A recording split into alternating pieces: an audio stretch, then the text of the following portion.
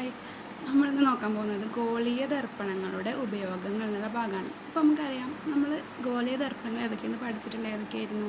Convex ദർപ്പണങ്ങളും concave ദർപ്പണങ്ങളും, അതിൻ്റെ പ്രോപ്പർട്ടീസും അതിൽ പ്രതിബിംബങ്ങൾ രൂപീകരിക്കുന്ന രീതികളൊക്കെ നമ്മൾ പഠിച്ചു കഴിഞ്ഞു. പിന്നെ ഇനി നമ്മൾ നോക്കാൻ പോകുന്നത് ഗോളീയ ദർപ്പണങ്ങളുടെ ഉപയോഗങ്ങൾ എന്തൊക്കെയാണെന്നുള്ളതാണ്. അപ്പോൾ നമുക്കറിയാം ഏതൊക്കെയാണ്. കോൺവെക്സ് ദർപ്പണങ്ങളുണ്ട്, കോൺകേവ് ദർപ്പണങ്ങളുണ്ട് അല്ലേ.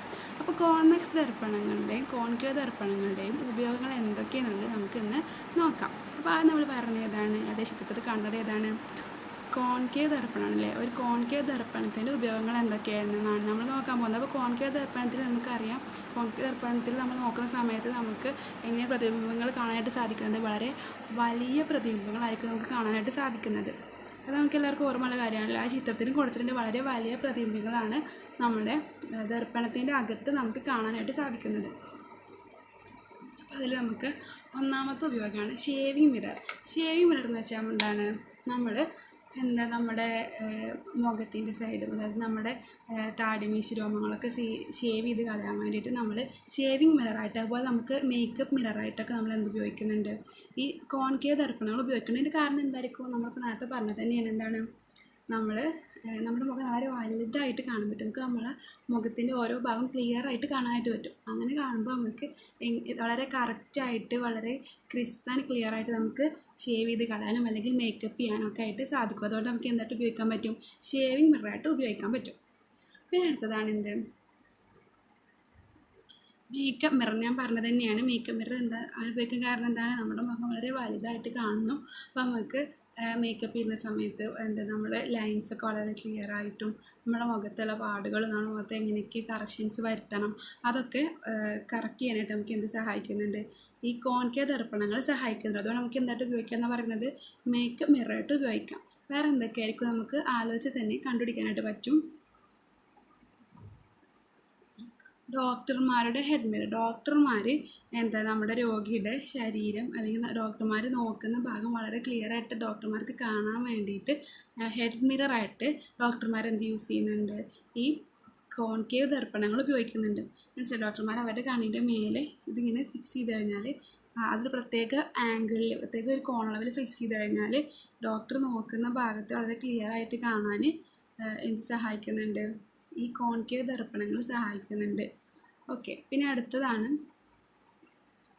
സിനിമാ പ്രൊജക്ടറുകൾ. സിനിമാ പ്രൊജക്ടറുകൾക്ക് അകത്ത് ഈ കോൺകേവ് ദർപ്പണങ്ങൾ ഉപയോഗിക്കുന്നത് എന്തിനാണെന്ന് വെച്ചാൽ, നമ്മുടെ പ്രൊജക്ടറിലെ കാണുന്ന ചെറിയ വസ്തുക്കളെ വളരെ വലുതാക്കി കാണിക്കാൻ വേണ്ടിയിട്ട് തന്നെയാണ് അത് ഉപയോഗിക്കുന്നത്. അതിൻ്റെ ഒരു പ്രത്യേക ഭാഗത്ത് നമുക്കതിൻ്റെ പ്രത്യേകത നമ്മൾ വരുന്ന ക്ലാസ്സുകളിൽ പഠിക്കും. അതായത് അതിൻ്റെ അകത്തുള്ള ഒരു ബൾബിൽ നിന്ന് വരുന്ന പ്രകാശത്തെ സ്വരൂപിക്കാൻ വേണ്ടിയിട്ടാണ് ഉപയോഗിക്കുന്നത്? കോൺകേവ് ദർപ്പണങ്ങൾ ഉപയോഗിക്കുന്നത്. ഇവിടെ നമുക്ക് കാണാനായിട്ട് പറ്റും. കോൺകേവ് ദർപ്പണം കണ്ടോ, കാണാനായിട്ട് സാധിക്കുന്നുണ്ട്. അപ്പോൾ അതാണ് കോൺകേവ് ദർപ്പണങ്ങൾ സിനിമ പ്രൊജക്ടറുകളിൽ ഉപയോഗിക്കുന്നുണ്ട് എന്ന് പറയാൻ കാരണം. പിന്നെ അടുത്തത് ഏതാണ്? കോൺവെക്സ് ദർപ്പണങ്ങളുടെ ഉപയോഗങ്ങളാണ് അല്ലേ. കോൺവെക്സ് ദർപ്പണങ്ങളുടെ ഉപയോഗം എന്തായിരിക്കും? നമുക്കിങ്ങനെ ഊഹിച്ച് നോക്കാം. എങ്ങനെയാണ് കോൺവെക്സ് ദർപ്പണങ്ങൾ നമ്മൾ പ്രതിബിംബങ്ങൾ കാണുന്നുണ്ടാവുക? വളരെ ചെറുതായിട്ടാണല്ലേ കാണുക. കോൺവെക്സ് ദർപ്പണം ഇങ്ങനെ മുന്നോട്ട് ഉന്തിയ രീതിയിൽ ഇരിക്കുന്നത്. നമ്മൾ നോക്കുമ്പോൾ നമ്മുടെ മുഖമൊക്കെ വളരെ ചെറുതായിട്ടാണ് കാണുന്നത്. വസ്തുക്കൾ വളരെ ചെറുതായിട്ട് കാണുന്നതാണ്.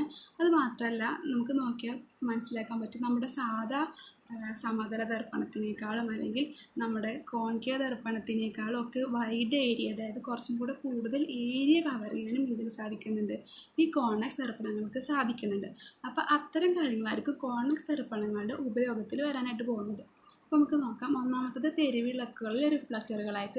റിഫ്ലക്ടറായി വെച്ചാൽ നമ്മുടെ തെരുവിളക്കിൻ്റെ അകത്ത് കോൺവെക്സ് ദർപ്പണങ്ങൾ സ്ഥാപിച്ചിട്ടുണ്ടാകും. അതെന്തിനാണെന്ന് വെച്ചാൽ, അതിനകത്തുള്ള ബൾബ് പ്രകാശിക്കുന്ന സമയത്ത് അതിലുള്ള രശ്മികളെ പല ഡയറക്ഷനിലേക്ക്, പല ദിശകളിലേക്കും ഇങ്ങനെ വിസരിപ്പിച്ച് വിടാനായിട്ട്, അതായത് അതിങ്ങനെ കുഴിഞ്ഞതിനകത്തിരിക്കുന്നത് കാരണം അതിൽ നിന്ന് വരുന്ന ബൾബിൽ നിന്ന് പ്രകാശത്തെ വിസരിപ്പിച്ച് പല ഭാഗങ്ങളിലേക്ക് വിടാനായിട്ടാണ് സഹായിക്കുന്നത്?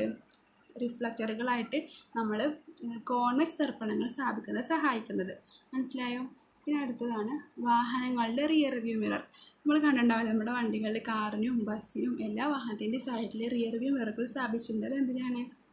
അതെ, ബാക്കിലുള്ള വണ്ടികളെ വരുന്ന വാഹനങ്ങൾ നമുക്ക് കാണാനായിട്ടാണ് റിയർ വ്യൂ മിറർ സഹായിക്കുന്നത്. അപ്പോൾ ഞാൻ നേരത്തെ പറഞ്ഞു, നമുക്ക് കൂടുതൽ ഏരിയ കവർ ചെയ്യാനും പറ്റും. കൂടുതൽ ഏരിയ കവർ ചെയ്യാനും കുറേ വസ്തുക്കൾ അതിൽ കാണാനായിട്ടും പറ്റും. അപ്പോൾ അതിന് വേണ്ടിയിട്ട് ഇത് സ്ഥാപിച്ച് സാധാരണ മിററുകളേക്കാൾ ഉപയോഗപ്രദമാണ് ഈ റിയർ വ്യൂ മിററുകൾ. അതായത് നമുക്ക് ബാക്കിൽ വരുന്ന മാക്സിമം വാഹനങ്ങൾ അത് കവർ ചെയ്യാനായിട്ട് പറ്റും. അതുപോലെ തന്നെ വാഹനങ്ങളെ കൃത്യമായിട്ട് കാണാനായിട്ടും പറ്റും. അപ്പോൾ നമ്മളത് എപ്പോഴും എഴുതിയിട്ടുണ്ടാകും, നമ്മൾ കാണുന്ന ഇമേജസ്, അത് പ്രതിബിംബങ്ങൾ നമ്മൾ വിചാരിക്കുന്നതിനേക്കാളും വലിപ്പം കൂടുതലാണെന്ന് എഴുതിയിട്ടുണ്ടാകും. അതൊക്കെ നമ്മൾ മുന്നേ പഠിച്ചിട്ടുണ്ട്. അപ്പോൾ എന്തിനൊക്കെയാണ് പിന്നിൽ നിന്ന് വരുന്ന വാഹനങ്ങളെ കാണുന്നതിന് കൂടുതൽ വീക്ഷണ വിസ്തൃതിയുണ്ട്. അതുപോലെ തന്നെ ഇതിന് സഹായിക്കും, വാഹനാപകടങ്ങൾ ഒഴിവാക്കാനായിട്ട് സഹായിക്കും. ഓക്കെ,